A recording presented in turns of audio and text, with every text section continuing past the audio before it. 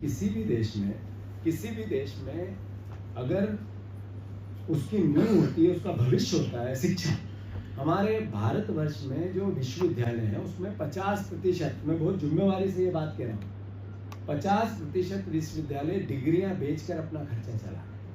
विश्वविद्यालय, मैंने कॉलेज की बात नहीं की। भारत में दुनिया का ऐसा पहला मध्य प्रदेश होगा, ऐसा राज्य होगा, भारतवर्ष का तो है ही, जिसमें आबादी बढ़ रही है पर बच्चे घट रहे हैं स्कूल में, वो चाहे प्राइवेट सेक्टर के हो चाहे सरकारी सेक्टर के। मैंने टीचर से पूछा बच्चे क्यों घट रहे हैं? सरकारी स्कूल में घट रहे होंगे तो प्राइवेट स्कूल में ज्यादा हो रहा है? नहीं, दोनों जगह नहीं हो रहा है।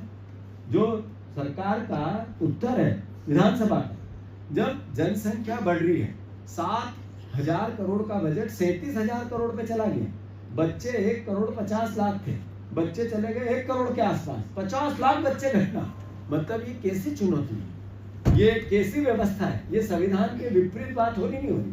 मैंने टीचर से बात की कि बच्चे क्यों घट रहे हैं, सरकारी टीचर था, तो उन्होंने कहा कि हमें 25 से 40 बच्चे स्कूल में रखना अनिवार्य है, अन्यथा स्कूल बंद हो सकता है, सरकार निर्णय ले सकती है। तो मैंने कहा 40 स्कूल में बच्चे रखना अनिवार्य तो है, अगर 400 से 40 हुए तो 40 से 20 भी हो सकते हैं, लेकिन वो हम कम नहीं होने देते।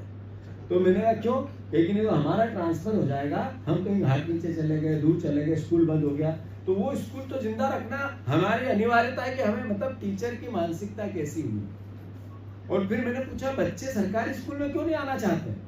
तो गांव में, मध्य प्रदेश जिसकी 80% आबादी गांव में रहती है, वो टीचर कहता है कि बच्चों के माता पिता कहते हैं कि अगर सरकारी स्कूल में बच्चा पढ़ता है और उसके रिश्ते की हम बात करते हैं, वो पूछते हैं शिक्षा कहाँ हुई, तो वो कहते हैं सरकारी स्कूल में तो उसका रिश्ता नहीं होता।